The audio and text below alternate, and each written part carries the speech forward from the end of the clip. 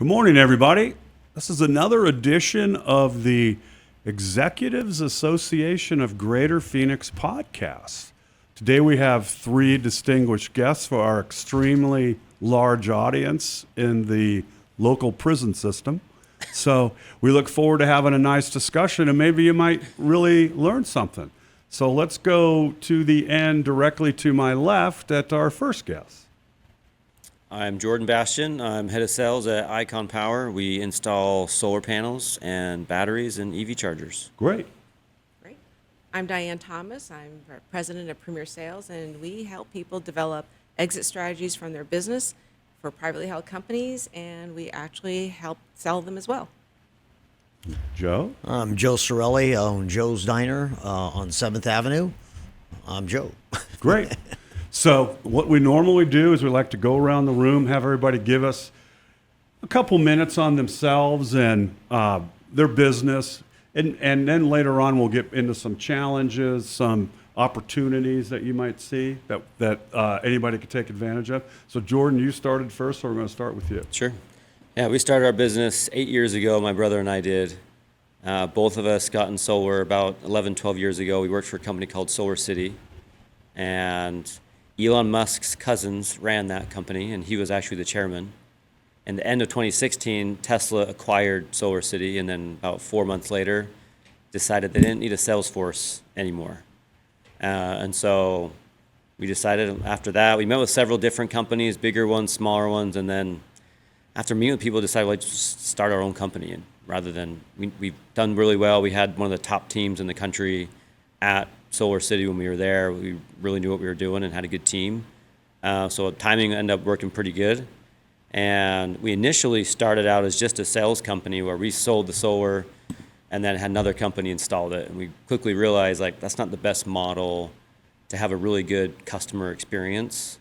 And so we decided to take on operations where we're the sales company, we're the installation company, we're the service and maintenance company. So when crap hits the fan or something goes wrong, we're the ones that take care of it. We're the ones that make sure it gets fixed rather than trying to rely on somebody else. Great. And then we're going to want to get into some of, because tax credits might be running out and stuff like that. So we want to talk a little bit about that. Diane? I purchased Premier Sales 23 years ago. And when I purchased it, it was really an intention of purchasing a well-respected, great reputation company that was serving the business community. Once I stepped foot into Premier Sales, what I realized was the industry was quite archaic, I would say. It was more like a used car salesman approach. You want to sell your business, great, sell it for whatever price. And I immediately said, no, we're going to change things. We're going to do a couple of things. One, we're going to tell business owners exactly where the market is, what the expected value is the business at closing, what the terms might look like. And if it's not satisfactory for the owner to exit their business, then we're going to tell them what they need to do to move the needle on value. My competitors said, well, you're going to starve, not slamming deals together. And I said, that's okay. I have no intentions of starving. The goal and objective is the business owners, I think they represent, if you take out government, they represent about 75% of jobs here in the Valley. And it's super important that all these companies continue to thrive, be sustainable, so that when it transfers from one owner founder to the next person, whether it be family member or another company purchase, that it is continuing to be successful, and we have jobs here in the Valley. So it's kind of at the end of the day, that's really our mission. It sounds like a public service.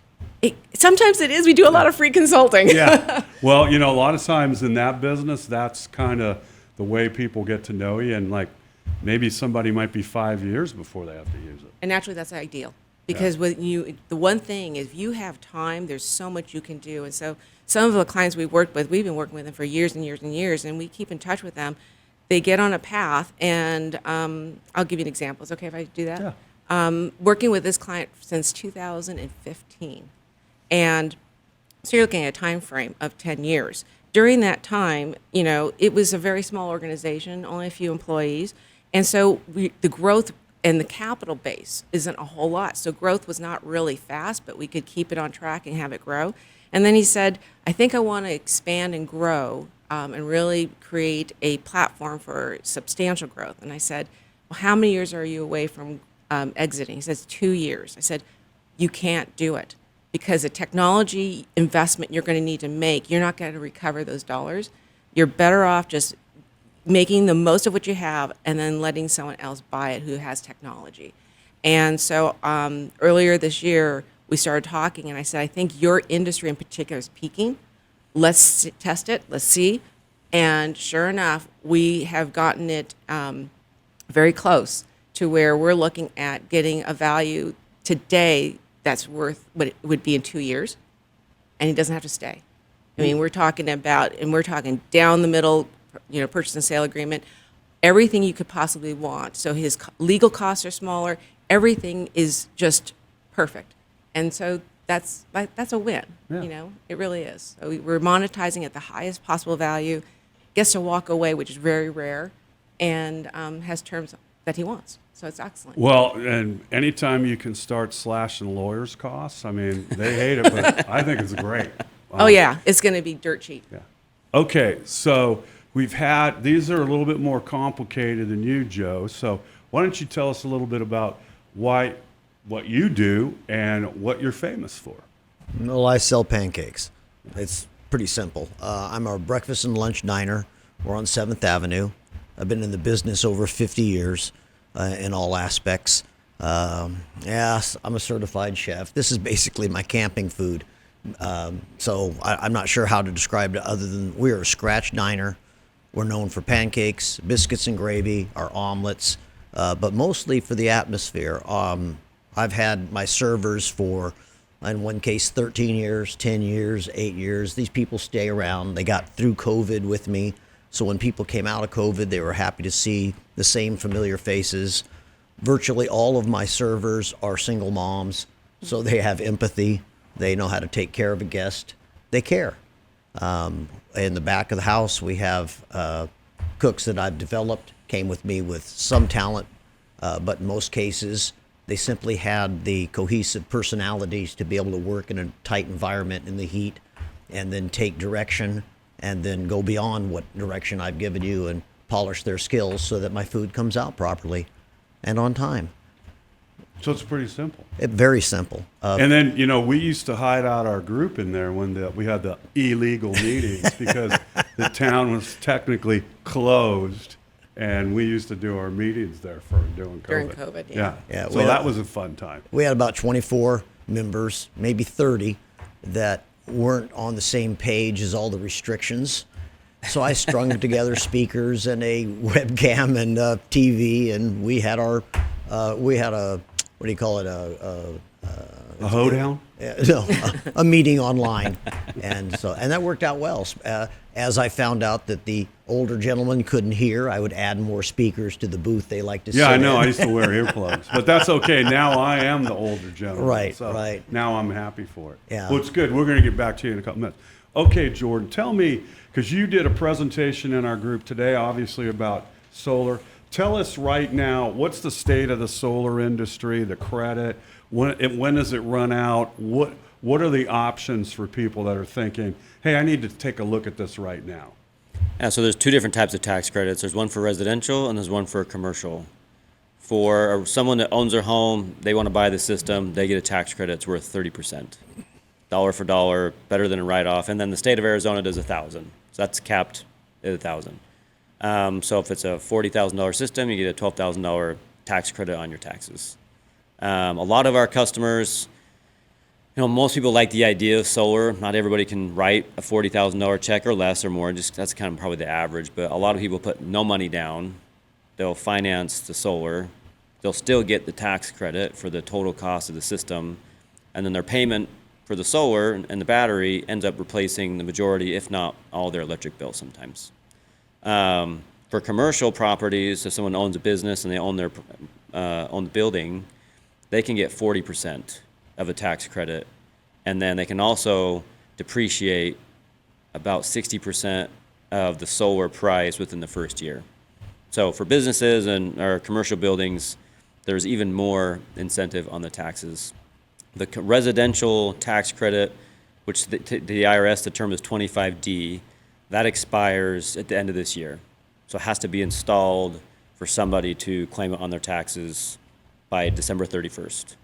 The commercial tax credit is till 2029. So for residential homes, for people that still want to do solar, there's a third-party ownership option, which is considered commercial. So if my company owns it and we install it on someone's home, we can get the tax credit, and then we can pass along the savings of the tax credit to the customers. So that's the future of solar getting installed on homes. And then, again, small commercial, large commercial buildings, that still is 40% up until 2029. So you're basically capping your cost for power if you do that arrangement you just said. Yeah, so if we work with a company that owns a system, they get the tax credit, and then they can sell the power generated from the solar back to the homeowner. And then they just have to own it for 5 years in order for them to actually claim the tax credit. So after year 5, ownership can transfer back to who owns the home. Oh, so it does eventually transfer back. It doesn't stay. But they don't pay the full gross price. They get the benefit of the third party company getting the tax credit, and they'll sell power back to them.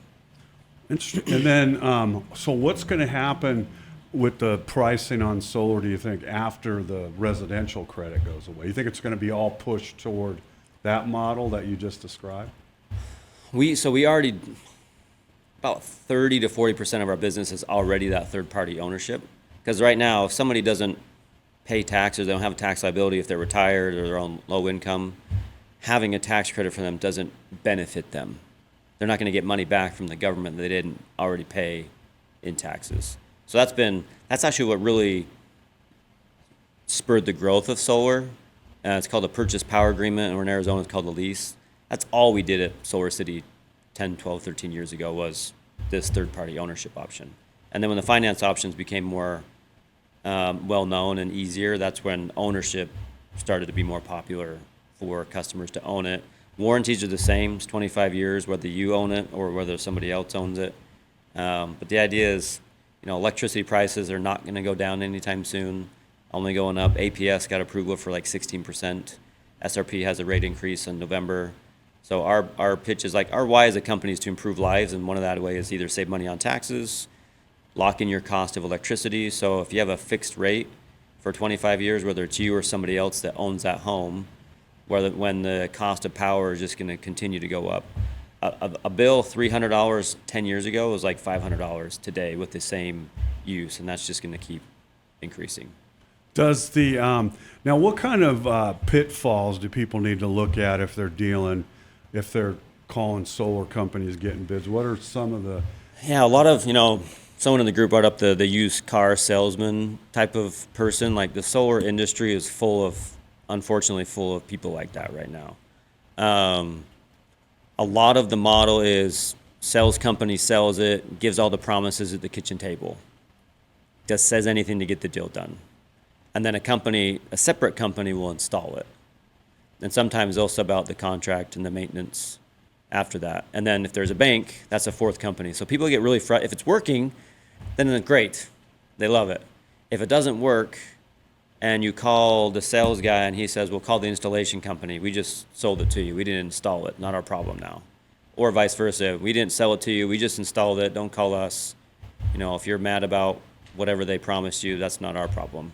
So when we started, we wanted to have a really good customer experience. Because in Arizona, there's less than 10% of homes that have solar. Wow. We're the sunniest state Wow. in the country. I would have thought it was more. Exactly. And it will be in the future, and people that get solar in the future, they're going to rely on their friends, their neighbors, their coworkers, their family. Who'd you get solar from? Should I stay away from them, or should I go with them? So a big chunk of our business is word of mouth, advertising, referrals. If we do a good job, we give a customer experience, it's great. Or if we have a mistake where we don't show up one day, we'll try and fix it and make it right.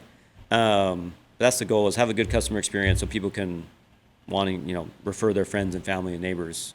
Because the cost of power is going up. People are going to get tired of having to pay it in more and more in the summer months when it's so hot here. The grid has to be able to handle the peak demand that we have here in Arizona when it's 110 degrees out and everyone's cranking their air conditioners at home or at work. That's a challenge that grid has. And so in a way, solar plus a battery helps mitigate some of that burden of a huge demand on the grid in the evening and the afternoons. Well, you would think that some of those credits should stay because the grid sucks and you can't update it in like 6 months. And then you got to go start digging and going through neighborhoods and all this other stuff. I just don't see, rubber's going to meet the road. I mean, I just don't know when it's going to happen. With the way demand for electricity is going, not just in Arizona, but in the country, I imagine they'll come back eventually because they're going to need help. We need all sorts of power, nuclear power, fusion power, renewable power, wind, solar. What's nice about solar is the fastest to deploy. It takes 15 years to build a nuclear power plant, where solar, you can sign up and get it installed on your home within 6 to 8 weeks. And now, our cheesy tagline is take your power back. So you can now control the cost of power. It's your choice versus kind of being forced to go with a specific utility. Now, what do you think is going to happen after the tax credit goes away? What kind of innovations and stuff do you see coming down the road that's going to, it's going to start, I figure just like everything else, it's going to start getting more and more affordable versus the alternative. Yeah, so the cost of solar went down every year up until about 2022 at the end. And then early 23 and 24, it actually rose a little bit. And now it's kind of tapered out. For us, we have a huge demand right now because everybody that has been thinking about it is now getting off the sidelines and they're signing up because they want it installed before the year end and they want to get the tax credit. So at the end of this year, early next year, we'll see a dip because people will have the mindset of, I missed the boat, I can't get solar anymore. But a big chunk of it's going to push to, third-party ownership, whether you can write a check and still pay it off. You don't have to make payments. You can still pay off a fixed amount or finance that fixed amount. You're just not financing the full 100% cost. Maybe you're financing 80 or 75% of the cost if another company gets the tax credit and they pass that savings on to somebody else. Now, does that, I remember the old solar thing, if you sell your house and stuff, does the person have to be requalified for that? If they have it financed, they have to do a credit check. If they can qualify to buy the home, they should probably have more than a 650 credit score, which is like the bare minimum. Yeah. But yeah, they'd have to do a credit verification. But then the payments just transfer right to the next owner. They pick up where they left off. And then so what do you think? Is it still better to buy it outright before the end of the year, or if someone has the tax liability, then in my opinion it is. They'll get the tax credit. They'll own it. That adds a little more value to the home if they own it versus, the term in Arizona is called a lease. You're not leasing the panels. You're just buying the power that's generated from the panel. And then you said after 5 years it reverts back to the. It can. It can. Yeah, okay. They can. If they want to say, hey, I want to own it now, I want to pay for it and own it, that's fine. Now, how would they do that? Is there anything that's taken off the payments that you did, or is there like an amortization? Yeah, be at fair market value at that time, essentially. There's no like fixed, because you could buy it out in year 5, you could buy it out at year 10, depends on when you want it. If you sell the home, you could then pay it off too and then transfer it just transfer it to the next owner and pay it off. Or the next owner could transfer it. When mortgage rates were crazy low in 2020 and 2021, when someone sold their home with solar, a lot of times they would just roll it into their mortgage because interest rates were You're already doing 3%. it now. So yeah. Huh. This is good information for people because the power thing, I just don't think even government people, well, they're not all that bright, as we know. They haven't figured it out. You can see the power grid thing. We haven't done anything with it for, 40 years, and now you're going to start putting a data center up in every corner of the globe, and you can just hear the. So the AI industry consumes 3% of power that's generated right now. In 5 years, it'll consume 99% of power that's generated. Based today. on just what's going on now. Yeah. Now, there's some of the leaders in the AI industry have been begging Congress. So that data that I just said came from the ex-CEO of Google. His name's Eric Schmidt. He was in front of Congress saying we need all types of energy. The AI industry is going to consume basically 100% of what we're currently generating today. So demand on the grid in the whole country is going to double over the next 5 years. Yeah, but I mean, a lot of times you're yelling at the rain. Yeah, they were talking about, well, like you were talking about brownouts and stuff. I mean, they'll be rioting in the streets. I mean, you start turning off people's electricity in July, and you're going to have a problem.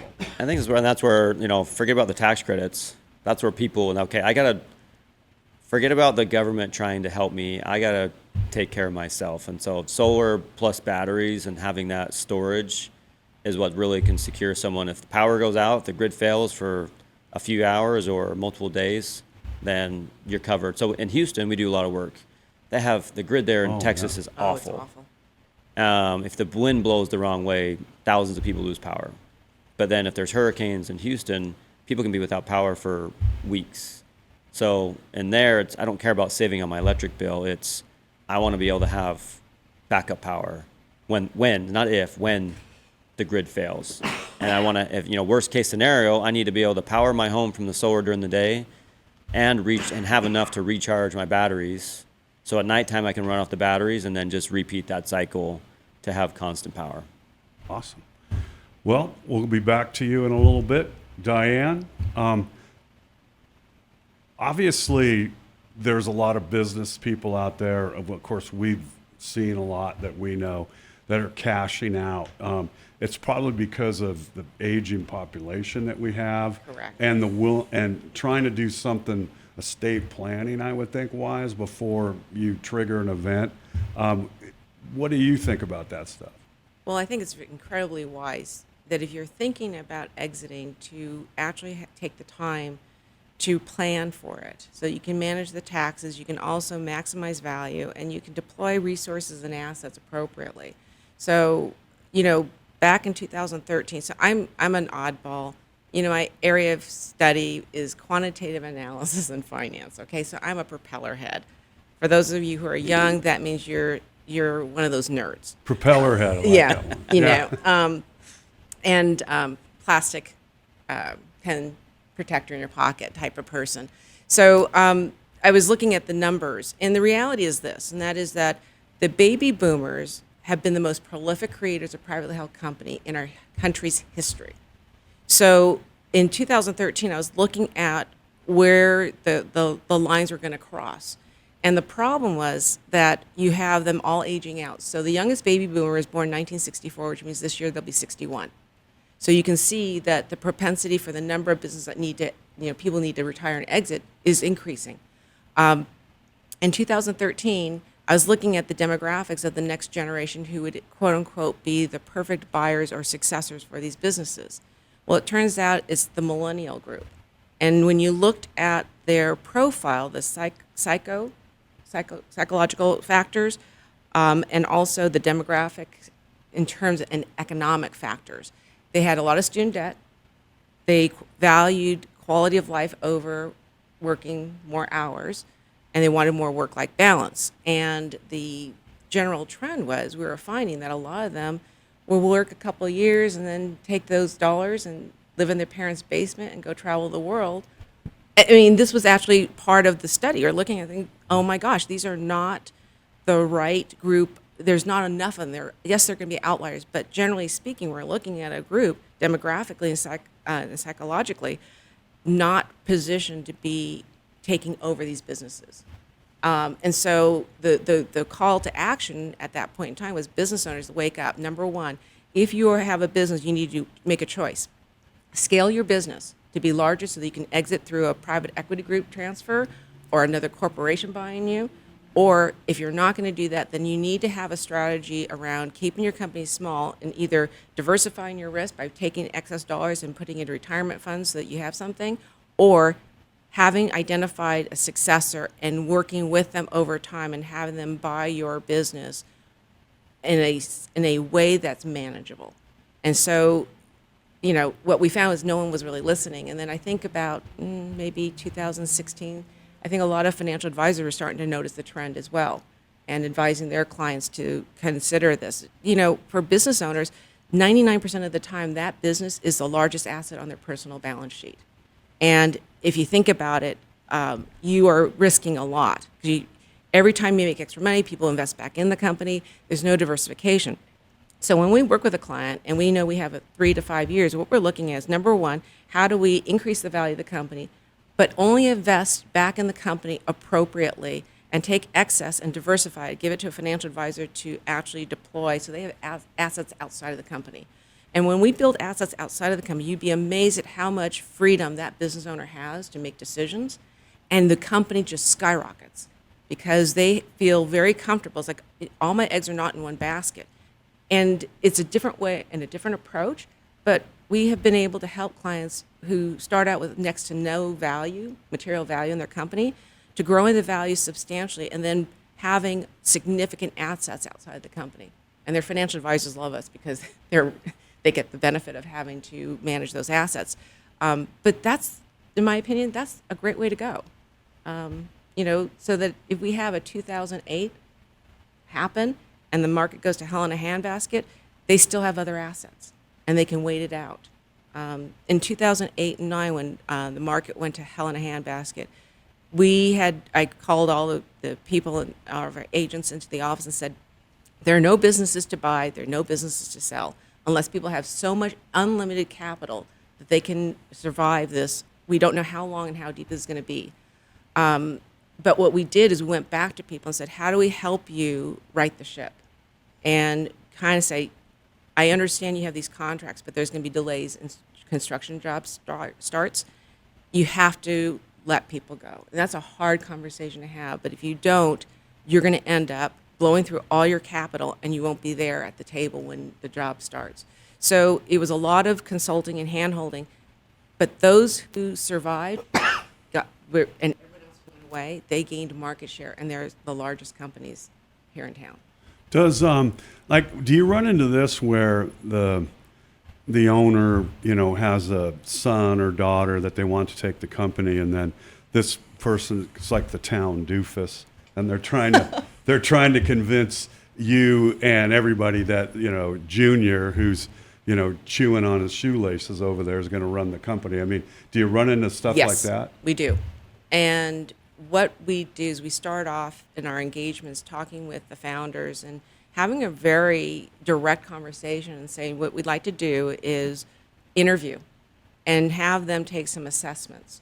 And so these are like disc profiles along with some other things. And we get that back and we chat with that proposed successor. We come back and tell the parents what we really think. And we also tell them that leaders are not granted. They're not given a position. They are endorsed from the ground up. So if you have a child who started from the ground up and swept the floors and did everything just like every other employee, has seen different parts of the company, that they've earned the trust and the respect of all the people, then that's going to be a successful leader. And also we look at how do they manage their personal household. Are they someone I've got $50 in my checking account, I'm going to go spend it. In business, they need to be extremely disciplined with finances because you can have great years, but you can also have bad years. And if they are not managing their dollars properly and making sure they have working capital and they don't strip it of all the working capital, they make wise decisions with regard to risk.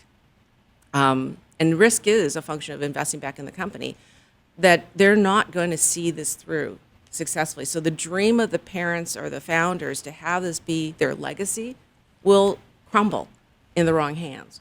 And so we often have the conversation of, what if we are able to find a way, that they can have this go into the right hands, or their heir apparent can be inside the company, be given time to rise to the occasion.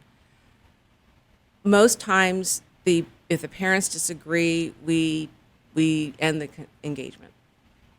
We can't be a party to see a company to go into demise. It's unfortunate. And what we found is that what ends up happening is we stay in touch with folks. They never transfer it to the child. They're just going to write it out, and they don't want to open up that box. And it's unfortunate because you talk about health issues and a number of other things. And then finally, sometimes they say, okay, well, so-and-so is now 50, so, I need to sell and exit out, and he's ready to retire. It's like, well, there's no one in the company and all the brain trust is gone. It's very unlikely we're going to be successful in selling that business. And we have to say, if we look at your business from a value standpoint, and we look at your book value, you took those hard assets and liquidated them, you're going to be better off selling the hard assets and not paying any fees to anyone and shutting the doors. And that is painful, a very painful conversation. I would say we have that conversation once a week with business owners. It's sad. How do you get most of your business? Where does that flow come from? Okay, so we don't advertise because we're trying to stay under the wire from the standpoint of what we do. All the transactions we do are confidential, and we really don't want to be very public, because if we show up somewhere, I mean, I'll give you an example. I was having lunch with a friend, and immediately people say, "Oh, that person's selling." It's like, no, we're just having lunch, you know? So we really don't want to do that because we think that's damaging to businesses. So all of our business comes in from referrals. So we get referrals from attorneys, CPAs, consultants, financial advisors, CFOs, and past clients. And I look at that and say that's great, because they see the transaction at all aspects and are able to say we do good work. Well, I mean, if I'm eating lunch with a guy that owns a mortuary, does that mean I'm buying a casket for myself? You'd be surprised. I've had people say, I saw you with so-and-so. Are they selling? It's like, no. Yeah. Well, it's like we have another lady in our group that's a family attorney. I bet everybody thinks as soon as she mentions a name, oh, they get divorced. Oh my gosh! In fact, Kathy and I talk about we're the one person. We're the people that no one wants to have lunch or visitations with. Yeah, they're scared. They're scared. Well, they might be scared of what they find out. Yeah. Well, we'll come back to you in a little bit. Okay, Joe. Now, yours is probably the least complicated, I think, business we have in our group. So you figure out a 95 or 100. I mean, everybody can pretty much understand it. So I know you've had a long career and stuff, and this is the second location that you've had for Joe's Diner. Tell us, why did you decide to get into like the breakfast area? Was it the hours? Was it something that you thought was a little bit easier to work with, or what? The hours, definitely. I was raising a family, and my youngest was 8 years old. And I had transitioned from being a chef to selling food, because when you're having children, I found out you needed insurance, and not all good chefing jobs come with insurance. I've been a general manager before, been a bar manager, but at that time when I was married to my wife, who I still am, I had been a chef. So when I became a salesman, because I had a family, they would give us spring break off. You get 2 weeks a year. Again, something that doesn't come with being a chef. So we would go camping in Carlsbad, California, and you rent a space, and I would cook for the first couple of days, and then it's potato chips and pizza, because I want to be on vacation too. I'm a camper, I'm a backpacker, this kind of thing. And camping was good with 4 children. You don't have to buy new equipment every year. It's pretty easy. So the neighborhood knows me from throwing luau's, and I was a traveling private chef for a while. I'd go to Hawaii, and I had the experience, and so we'd throw luau's. So one year, they decided that, we've heard you cook pretty good when you go camping. Can we come with you? Well, actually, my wife calls me up and says, hey, we have a bunch of people want to go camping. I said, fine. She goes, no, they want you to cook. Okay. Yeah, that's why they want to go camping. Yeah, so it's a busman's holiday. I said, okay, that's not a big deal. She goes, no, it is a big deal because there's 60 of them. Oh, so we had to have meetings about dietary restrictions, when you're going to come, how long you're going to be there. I worked it out, so I fed them breakfast and dinner, and they were on their own for lunch. And I bought 6 New York steaks. I mean, the entire New York, aged them, and so I put some effort into it. About the 3rd day of camping, they started sitting down with me saying, Joe, you really need to open a restaurant. And I've owned 2 before I married Joan, so I'm very familiar. And I was like, well, this is not the time or the atmosphere. We're talking 2010, right after the crash. One thing I'd noticed as a salesman at that time, with the people that had a under $10 ticket average were doing well. The high-end places were struggling. People that are working a second job because they're not making it and trying to come out of that, they would treat themselves to breakfast or lunch, as long as it was quality and in their price range. So about the fourth day, my wife started in. Well, this would be good for the kids. This would be good for us. She's also had 25, 30 years as a server. So we were both very indoctrinated into it. So I spent a couple of months proofing recipes, getting things ready. And we opened, and I did both jobs.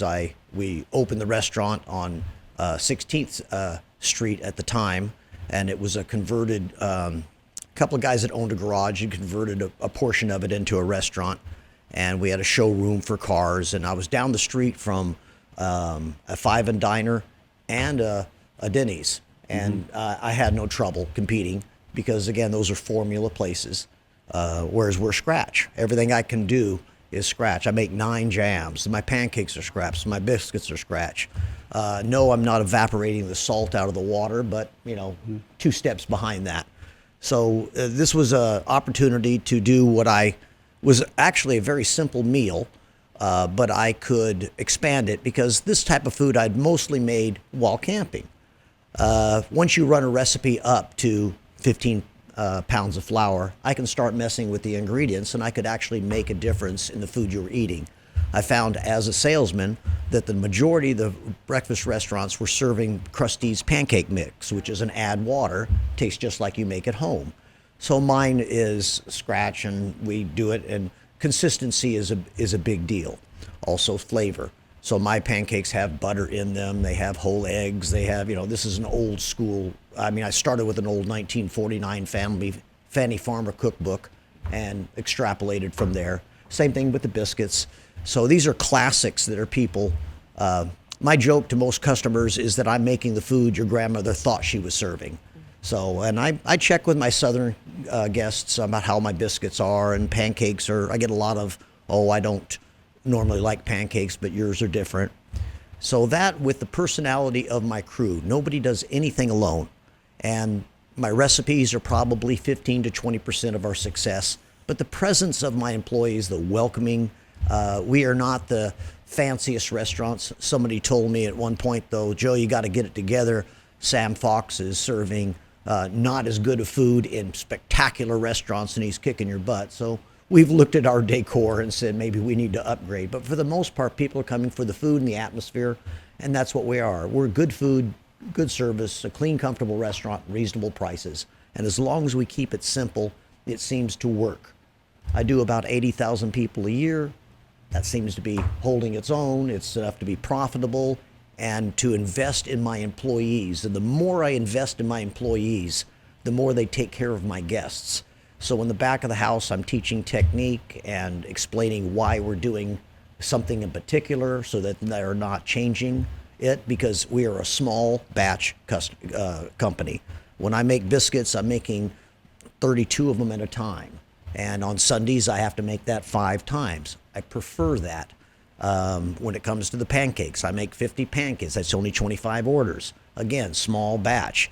It is easier to make a huge amount, and it's probably even more profitable, but I find that, fresh and scratch are methods and ingredients that you can't duplicate in a chain restaurant. And that's where our note is. Now, my wife and my servers remember your name. What happened to your dog last week when you came in crying? How's your kids doing? We have some children that have been with us that are now teenagers and dating, and they're bringing their dates to us after we started our 16th year. So it's we're part of the fabric of our customers, and we're part of the landscape of Phoenix. And is Melrose been a good place to be at? Yes, the Melrose, when I first got there, was very welcoming. They were glad to have me in the neighborhood, and therefore they made it was quite evident they wanted to be supportive. So if there was a problem on social media, they would come to me, hey, Joe, here's an issue you're having. There's a perception problem. I was like, okay, well, I'll get to that. No, we'll take care of it. And because social media, if you have friends of your establishment, they will support you verbally or in text, and that usually sometimes a argument will break out, and I'll hear about it days later, and I'm like, wow, you guys don't need to get that involved. It's just pancakes, and it'll work itself out. But for the most part, they feel as if they're part of it, And in a lot of ways they are. I mean, it's a symbiotic relationship. Same thing with my purveyors. You know, I try to be a good customer to them. They supply me well. I try to be a good steward of the shop so that the customers, and in the meantime, hey, you know, traffic was shut down on your street, but we found a way to get here. When they used to have races, this Susan B. Coleman stuff, they would shut down and I'd still do 900 people on that day because they'd found a back way in, and you know, I would text out how to get there. But a family restaurant like mine, because I'm open from 7 a.m. to 2 p.m. only, so it's only 7 hours. I'm 7 days a week. I have not found a good day to close. So that's one of the challenges to it. But I'm off at 3 o'clock. So it's a better, like I said, my youngest was 8 years old, so I got a chance to not only see him grow up, I got to go to sporting events, things like that. So as a family, as a matter of fact, as I advertise now, when I do need an employee, it's like, are you tired of dinners? Are you tired of nights and missing your family? Come work at Joe's Diner. And that seems to attract somebody who values that, and therefore they fit in better. And you don't have a lot of competition on that street either, do you? Well, not that I know on of. that street, but there's competition. Yeah. I mean, they're slapping. I don't know how all these restaurants make it, especially the fast food. Yeah. You got stuff. You pull out of a Starbucks and you can drive into the next one. And I'm like, I don't know. Yeah. That's a lot of footprint. Dutch Brothers is similar to that. I Yeah, mean, exactly. and they have the lines for a cup of coffee. I'm surprised, but I don't know that industry, the fast or convenience industry. I'm used to fine dining. This is as close as I can get to fine dining now. I'm still crafting all of the ingredients. I demonstrated tri-berry jam yesterday on TV, and earlier this month we did peach. So things that you can't get someplace else.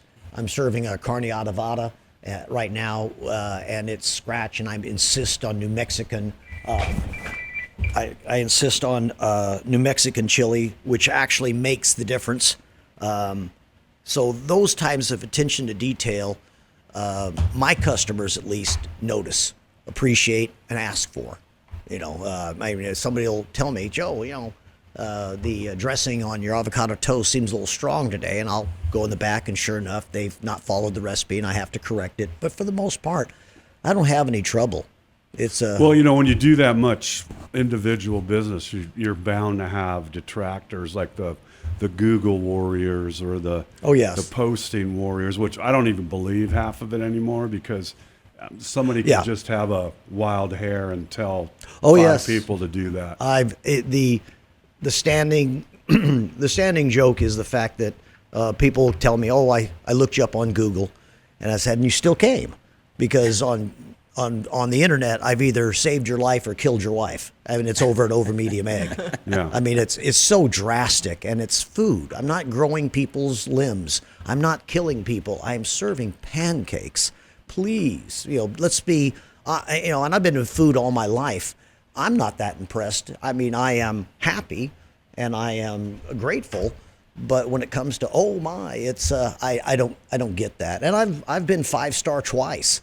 I still don't. And those people are angry. I'm so glad to be in breakfast. People at night have a challenge, an agenda, and they're trying to download from the day. And today, they're usually upset until they are not. At breakfast, you might be groggy. Once I shove a cup of coffee in your hand, you're in pretty good mood.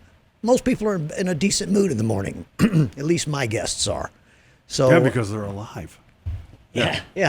So it's and on the weekends I have families, and we take care of families.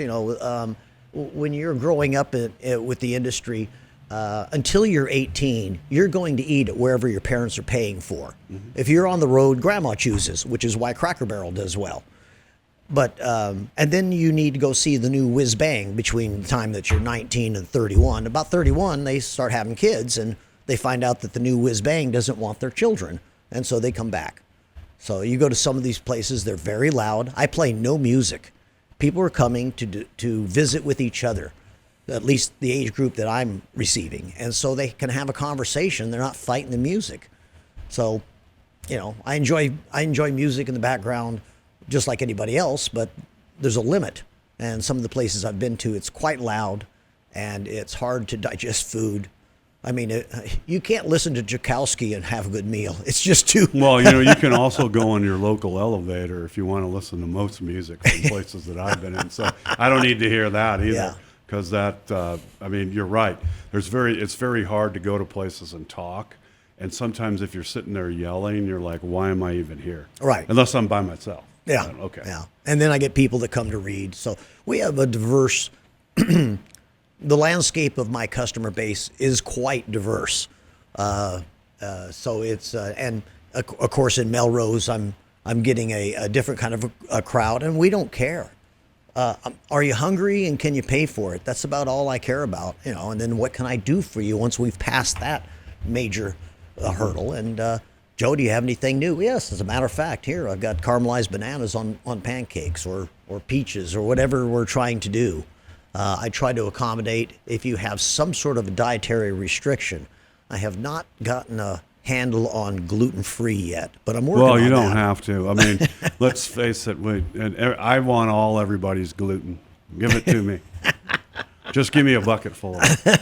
Well, that's good, Joe. We'll come back to you before we finish. I just got really hungry. Yeah, I know. I was just thinking about it in my head. And I'm Caramelized like, bananas wow, on I can just pancakes. see That that sounds right really good now. right You know, now. you get kind of distracted. Well, I have a short attention span. Jordan, back to you. Give us 3 things that you think, like predictions that are going to happen with your industry, that you think it'll make it better for like homeowners, businesses, and stuff like that.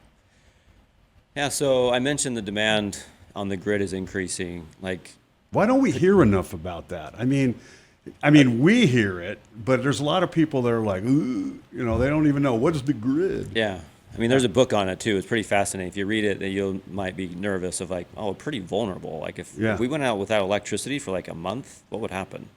That'd be pretty wild, right? Everything we use has electricity. But like that's in Arizona in particular, or the Southwest, that's the challenge for the utility companies is having to manage when everyone gets home, cranks the AC, starts cooking dinner. So all the major utilities in Arizona have off-peak hours when it's cheaper and on-peak hours when it's a premium price, right? TEP in Tucson, SRP and APS here in the Valley. And so when the solar stops producing, that person that has solar is still just as much of a burden on the grid, technically, as someone who didn't. So some of the utilities will fight back against solar. They do like batteries, because as the solar production is going down with the sun, you can utilize the battery to kick on and supplement the difference. So for a customer, it's like I can buy it from the utility when they're cheap, and I can use my solar and battery when they're really expensive. One thing that is just developing now, it's happened more so in Texas. So like Texas is its own grid. There's the Western grid, the Eastern grid, and there's Texas has its own. That's why they had big issues 4 years ago, and there was that big freeze.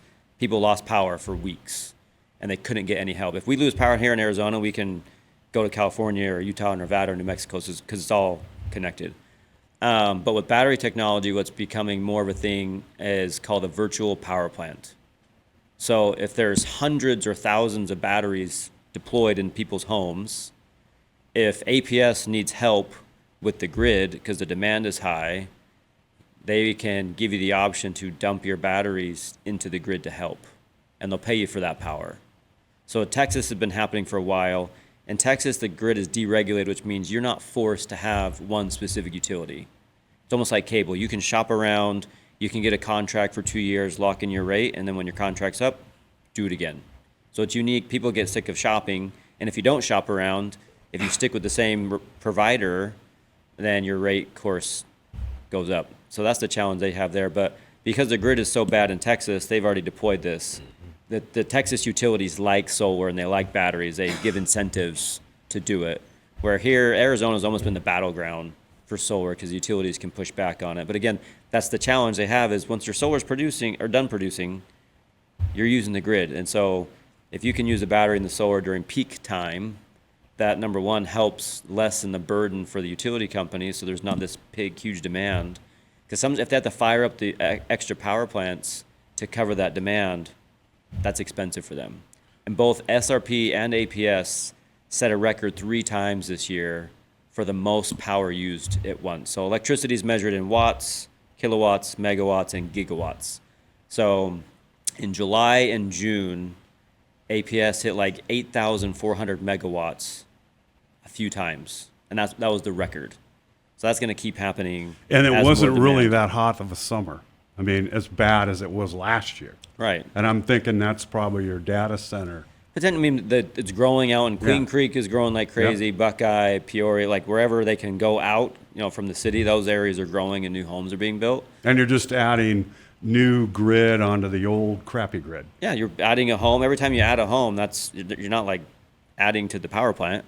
It's more demand, in a sense. So it's that will be the future, is solar paired with batteries and having a virtual power plant where people have multiple batteries and can help supplement the demand that's on the grid, whether it's here in Arizona or other states. What's the battery today? What cost is that of percentage of the battery and the solar system? What?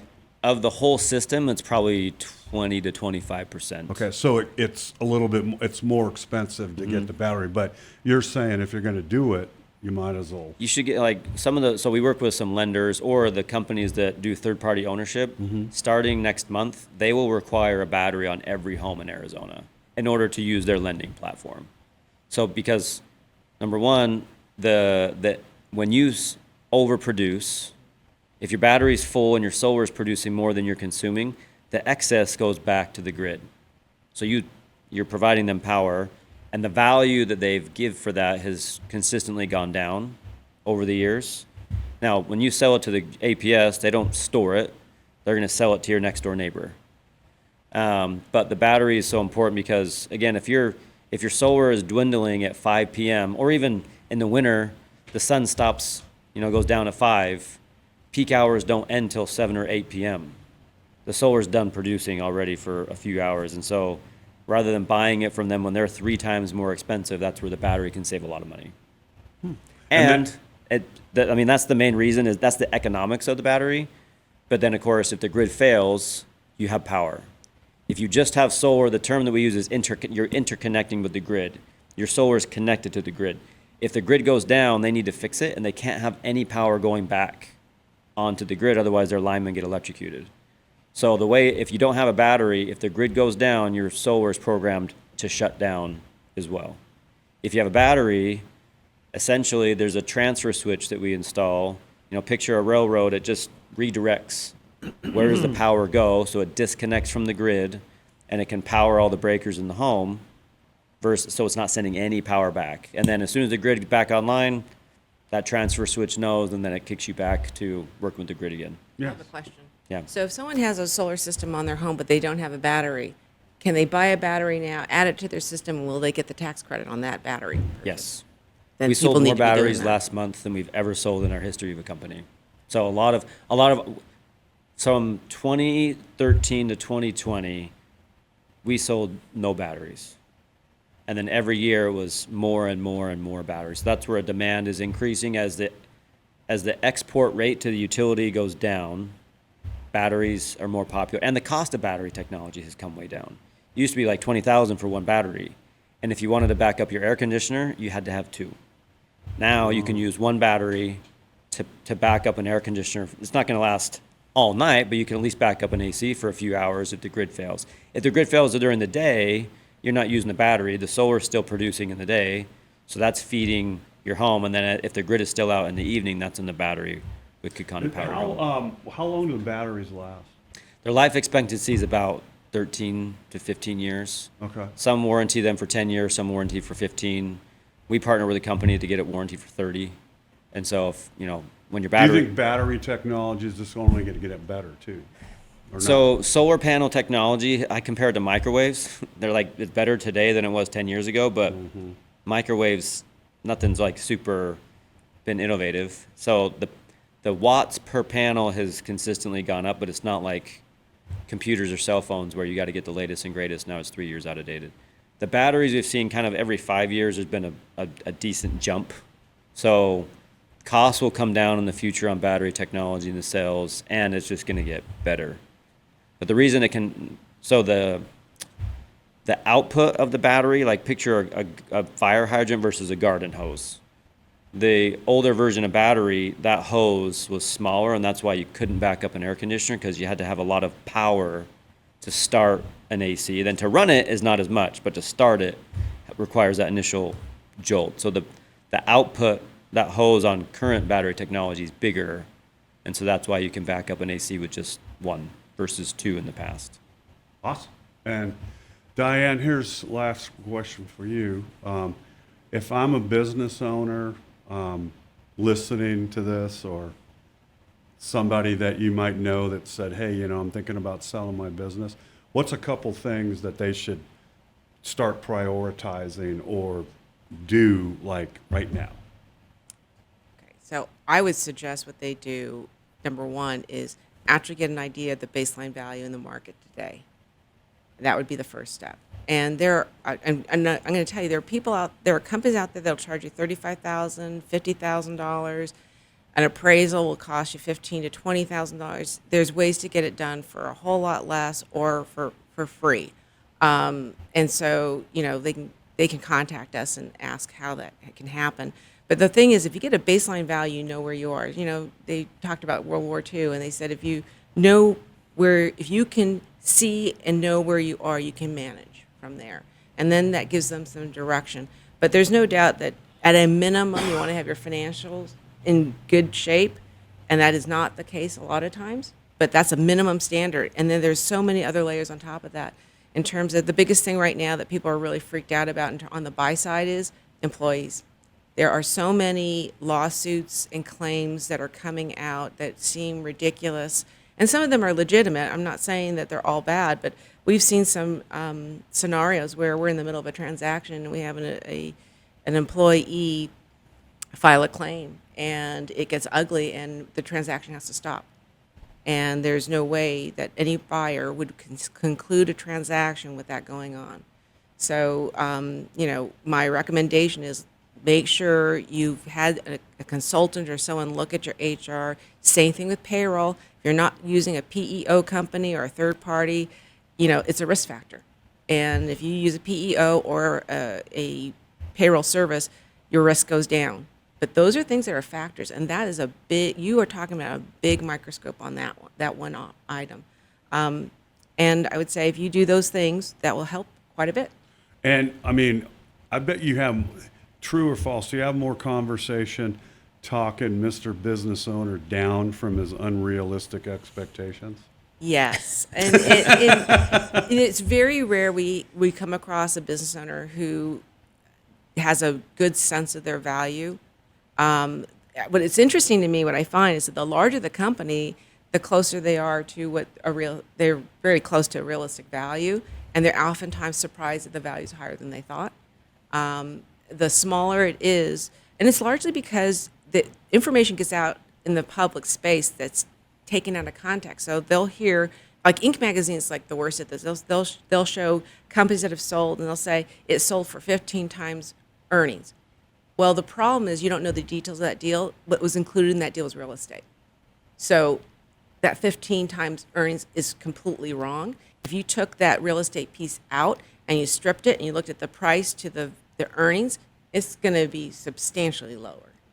And so we have a great graph that really shows people where that multiples on earnings come in based on the dollar number. So if you're in this range, let's just say, under $350,000 to the bottom line, you're in a certain range for a multiple. As you scale up towards $1 million and above, that multiple goes up. And it's unfortunate, but the smaller businesses have the biggest hit. The lower the number, the harder it is on the multiple. The multiple drops very quickly. Do you have the discussion with people like they're going to sell their company, or they are thinking about selling it, and maybe there's somebody that just can't let go, and they're going to be a post-death sale? Do you advise them, hey, get a decent manager in here and start Yes. paying somebody, Yes. so then you can just Yes. kind of cut yourself off a little bit? Yeah, we do. We can see sometimes, sometimes they come in, they say, oh, I got to sell, this is terrible. And we work on the business, and I tell them at the very beginning that once we start seeing the shifts and improvements, you're going to have more cash flow, more time, better quality of life, you may not be in a position where you don't want to sell the business anymore. And they always say, nah, it's not going to happen. Well, it does. And that's why I tell them that. And that's okay. But what we tell them is if you're going to manage the business, let's make sure we put various metrics in place and management tools so that you can manage it and keep your thumb on it, because at the end of the day, no one's going to care about your business more than you. And you will always have liability. You always, at the end of the day, the liability stops with you, so you're managing people to manage your liabilities. So we talk about various structures, but what we do is we tell them, these are things we want you to do. Like for some construction companies, we tell them, if you've been in business in construction for over 10 years, you don't have any filings against your organization with the ROC, there's something called QP exemption. You can be exempt from having a qualifying party. Get it filed. Do that. Because now all of a sudden it's not tied. If you're the qualifying party for the company, Mike, and you drop dead, no offense, the company has 60 days to replace you, and then you're scrambling, right? Well, if the company is QP exempt, no problem. The company keeps going forward. So we talk about various things and steps they can take so that they can make sure and ensure the company continues on if they become ill, disabled, or die. And we put together succession plans, and we do that as well. That's awesome. Joe, I mean, these are complicated things. Again, we've got the whole gambit here. What challenges do you see for restaurants going forward? I mean, price, we went through the egg thing, the butter thing, the employee thing, that ain't going away. We're going through beef right now. AI is not going to No. put people in your wait staff. So what do you think's, go out a couple of years and kind of tell us what's the restaurant going to look like in 4 or 5 years? Well, obviously the chains are cutting down on how many employees it takes to serve the guest.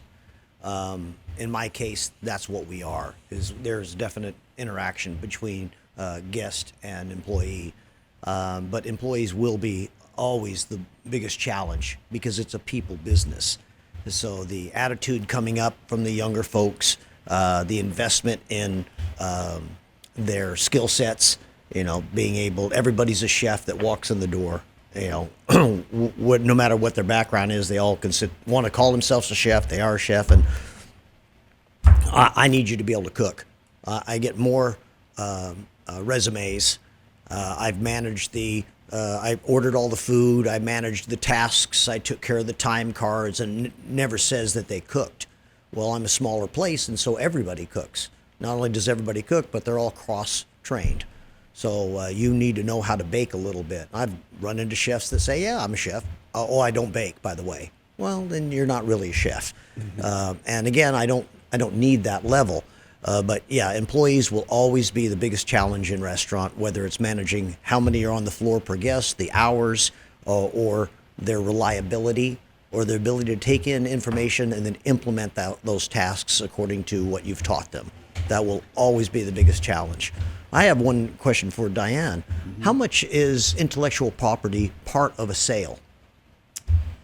Okay, so it depends on the industry. So if you're in the tech industry, it's highly valued.